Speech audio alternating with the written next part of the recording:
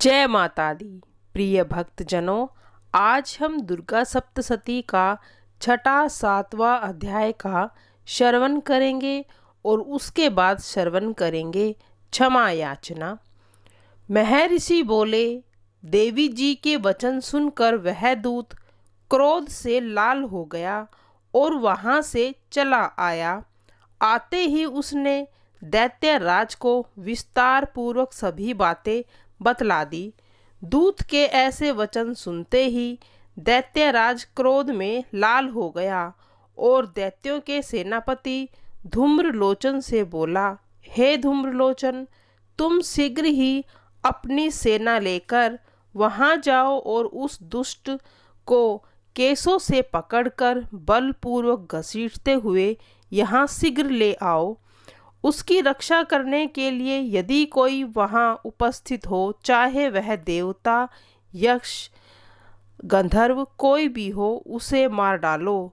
ऋषि बोले, इतना सुनते ही धूम्रलोचन दैत्य 60,000 राक्षसों की सेना को लेकर शीघ्र ही निकल पड़ा और वहां पहुंचकर उसने हिमालय पर विराजमान देवी को देखा।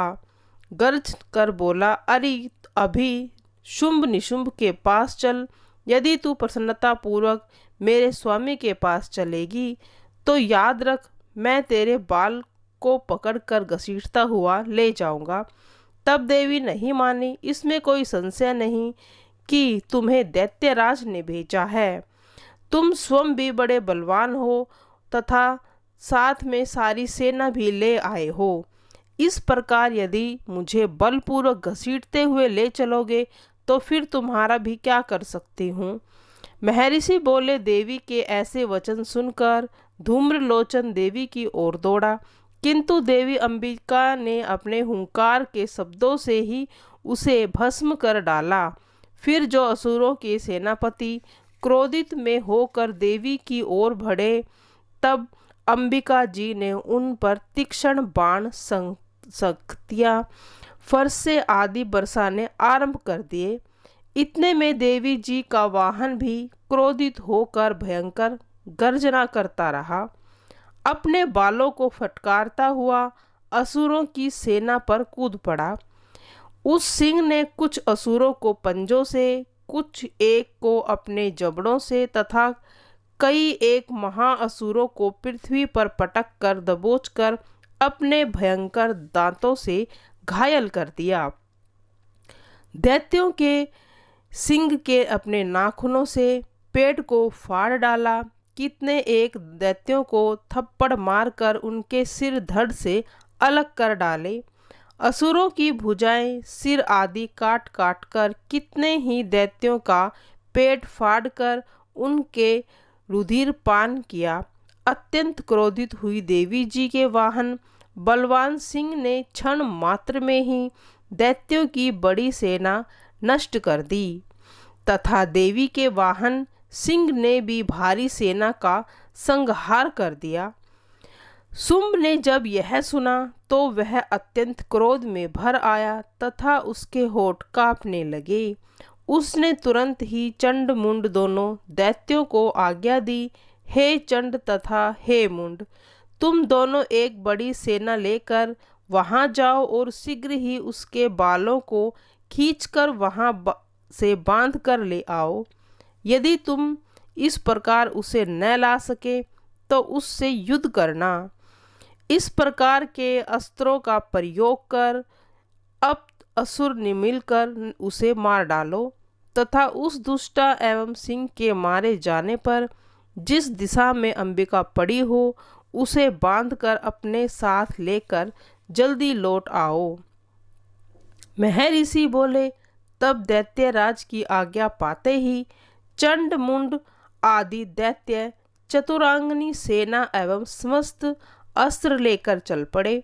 वहां पहुंचकर उन्होंने देखा कि हिमालय की चोटी पर सिंह पर सवार बैठी थी देवी और मुस्कुराकर हंस रही थी।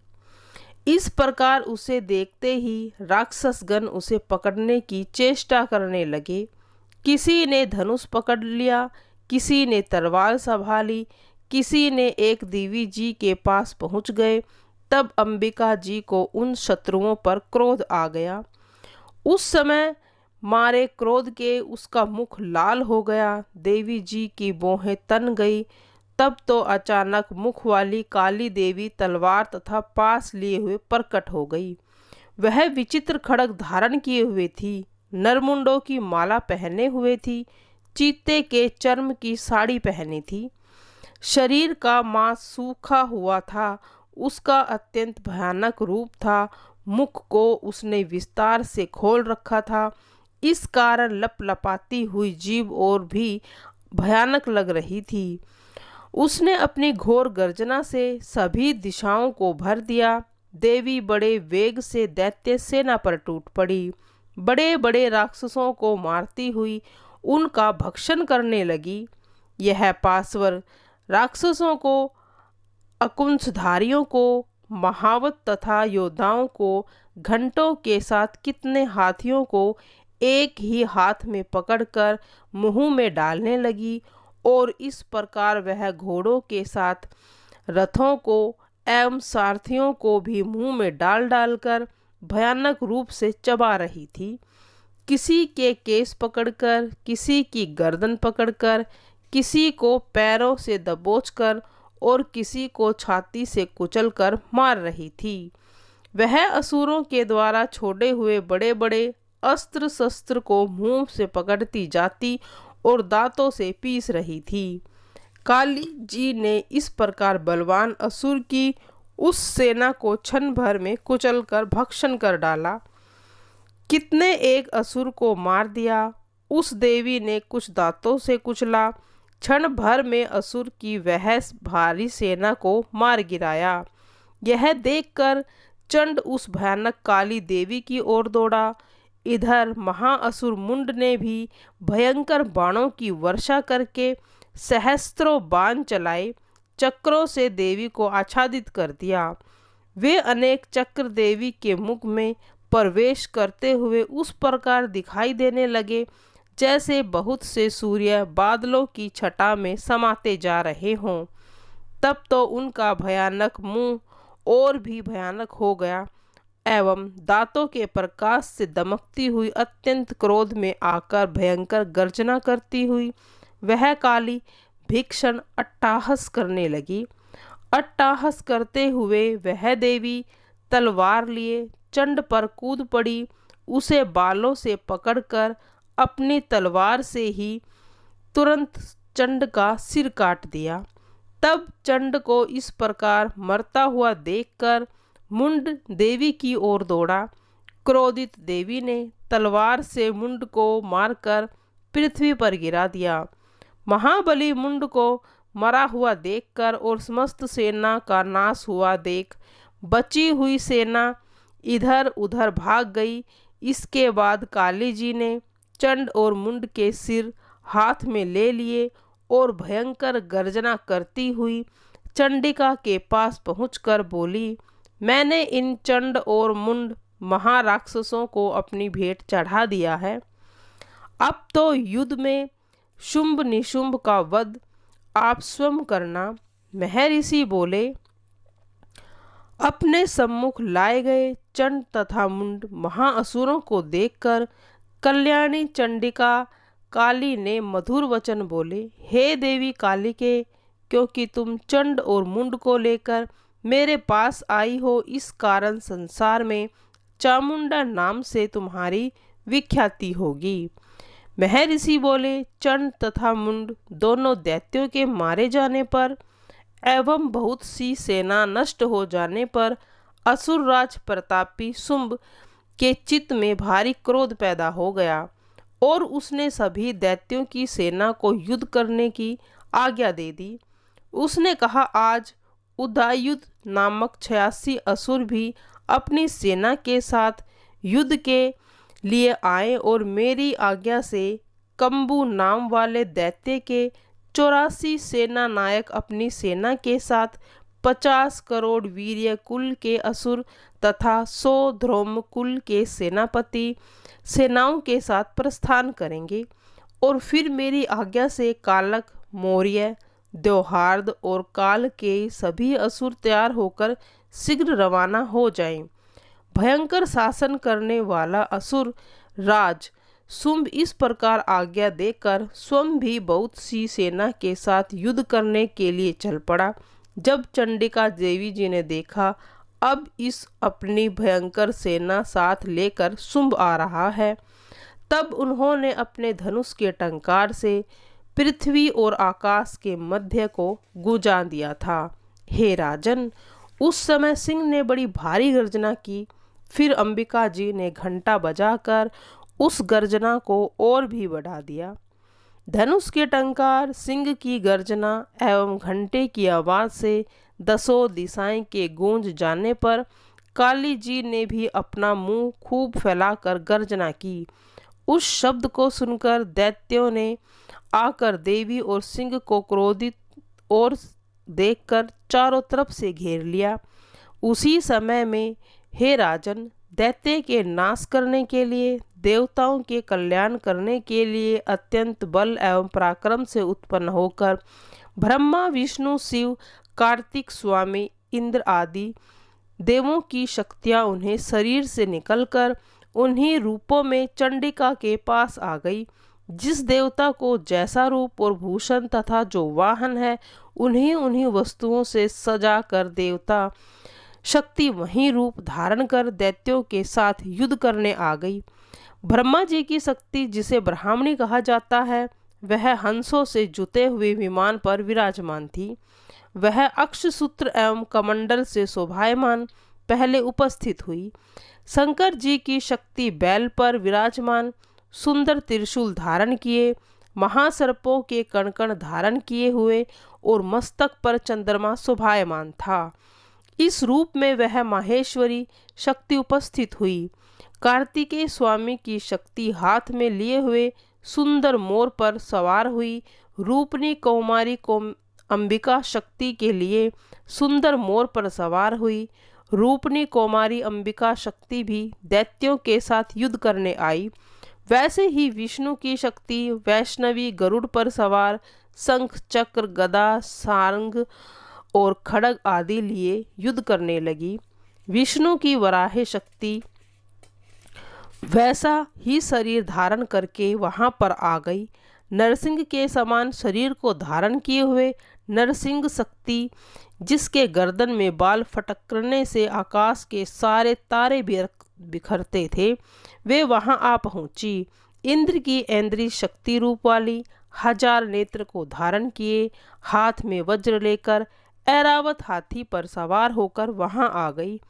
तब उन देव शक्तियों को घिरे शंकर जी ने चंडिका से कहा, मेरी प्रसन्नता के लिए आप शीघ्र ही शीघ्र इन असुरों का संहार करो।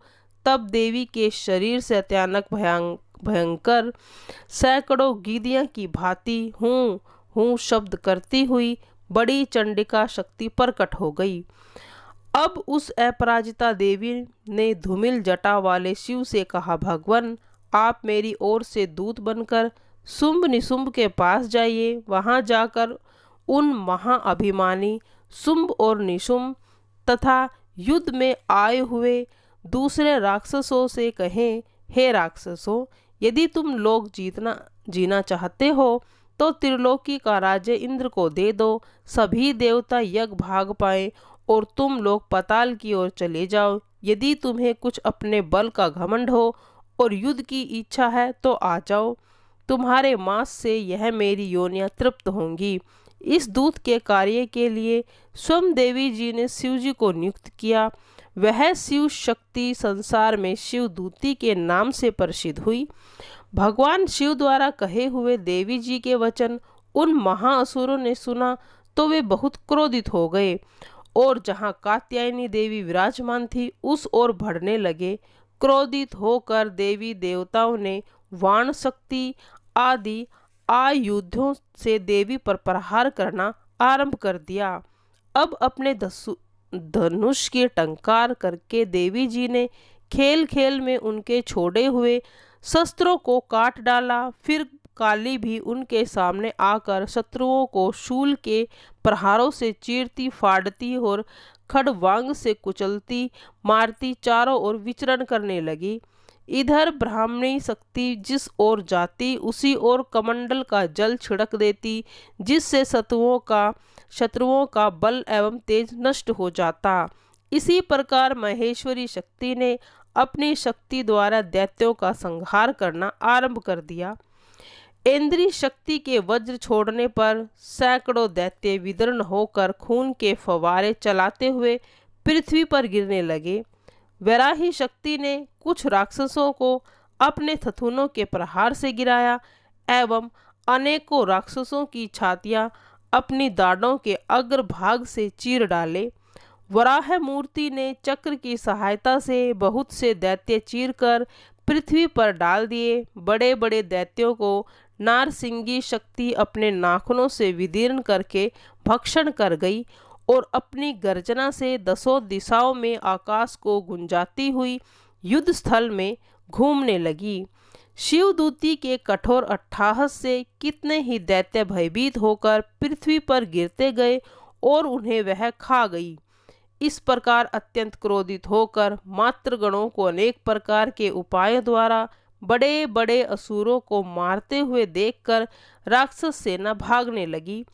उन असुरों को मातृगणों से दुखित होता देखकर, भागता हुआ देखकर वहां महाअसुर रक्तबीज क्रोधित होकर युद्ध करने आ गया। उसके शरीर से एक भी रुधिर की बूंदे जब पृथ्वी पर गिरता तभी उसी के समान बलवान दूसरा असुर पैदा हो जाता। तब वह महाअसुर आकर इंद्र शक्ति के साथ युद्ध करने लगा। जब इंद्रिय शक्ति ने अपने वज्र से रक्त बीज को मार डाला तो रक्त बीज के लगते ही शरीर से बहुत सारा खून बहने लगा और खून की प्रत्येक बूंद से अनेक योद्धा पैदा हो गए, जिसका बल व तेज रक्त बीज के समान था। रक्त बीज की जितने भी रक्त बूंदे पृथ्वी पर गिरी उतने ही उसके समान बलवान एवं पराक्रम उत्पन्न राक्षस हो गए। रक्त से उत्पन्न हुए राक्षस भी मातृगण के साथ लड़ने लगे। इतने में ही इंद्रिय ने अपने वज्र से उसके सिर पर प्रहार किया। उसके सिर से रुधिर बह उठा और हजारों राक्षस उस रुधिर से पैदा हो गए। वैष्णवी शक्ति ने अपने चक्र से उसे मारा। इंद्री ने अपनी गदा से उस असुर राज को मारा। वैष्णवी के चक्र से घायल होने पर उसके शरीर से जो ही रुधिर निकला उसे भी उसी के समान बलहाजारी असुर पैदा हो गए और जिससे संपूर्ण जगत व्याप्त हो गया। कुमारी ने शक्ति से, वैरागी ने तलवार से, महेश्वरी ने त्रिशूल से और उस महाअसुर रक्त बीज का प्रहार किया। तब उस दैत्य ने भी अपनी गदा द्वारा सभी मातृगणों को अलग अलग मार डाला। उस समय रक्त बीज अत्यंत क्रोधित था। जब शक्तिशूल आदि हथियारों के कई बार घायल हो जाने पर उसके शरीर से जो रक्त निकला उसके पृथ्वी पर गिरते ही सैकड़ों असुर उत्पन्न हो गए। इस प्रकार रक्त बीज से उस उत्पन्न उन असुरों ने सारा जगत व्याप्त हो गया। तब तो देवतागण भी भयभीत हो गए थे। देवताओं को भयभीत एवं उदास देखकर ही शीघ्र ही चंडिका ने काली से कहा, हे चामुंडा, तुम अपने मुंह को और विस्तार से बढ़ाओ। मेरे शस्त्र की चोट से गिरते हुए रक्त बिंदु और बिंदुओं से उत्पन्न महादैत्यों को अपने मुख में भक्षण करती जाओ। इस प्रकार यदि भूमि में तुम रक्त से उत्पन्न इन महान दैत्यों को भक्षण करती हुई विचरण करती रहो तब इस दैत्य का रक्त समाप्त हो जाएगा और इसी प्रकार यह मरेगा। प्रिय भक्तजनों, आज यहीं पर अध्याय को समाप्त करते हैं और अब पढ़ेंगे क्षमा प्रार्थना। परमेश्वरी, मेरे द्वारा रात दिन सहस्र अपराध होते रहते हैं। यह मेरा दास है। यो समझकर मेरे उन अपराधों को तुम कृपा पूर्वक क्षमा करो। परमेश्वरी, मैं आह्वान नहीं जानता, विसर्जन करना नहीं जानता तथा पूजा करने का ढंग भी नहीं जानता। हे देवी सुरेश्वरी, मैंने जो मंत्रहीन, क्रियाहीन और भक्तिहीन पूजन किया है वह सब आपकी कृपा से पूर्ण हो। सैकड़ों अपराध करके भी जो तुम्हारी शरण में जा जगदम्बिका कहकर पुकारता है, उसे गति प्राप्त होती है जो ब्राह्मण आदि देवताओं के लिए सुलभ नहीं है। हे अंबिका, मैं अपराधी हूँ, किंतु तुम्हारी शरण में आया हूँ। मैं दया का पात्र हूँ, तुम जैसा चाहो करो। देवी परमेश्वरी, अज्ञान से, भूल से अथवा बुद्धि भ्रांत होने के कारण मैंने जो न्यूनता या अधिकता कर दी है उसे क्षमा करो और प्रसन्न हो जाओ। सच्चिदानंद स्वरूप परमेश्वरी, जगत माता कामेश्वरी, तुम प्रेम पूर्वक मेरी यह पूजा को स्वीकार करो और मुझ पर प्रसन्न रहो। देवी सुरेश्वरी, तुम गोपनीय से भी गोपनीय वस्तु की रक्षा करने वाली हो। मेरे निवेदन किए हुए इस जप को ग्रहण करो। त्वमेव माता च त्वमेव पिता त्वमेव बंधु च सखा त्वमेव, त्वमेव विद्या द्रविण त्वमेव त्वमेव मम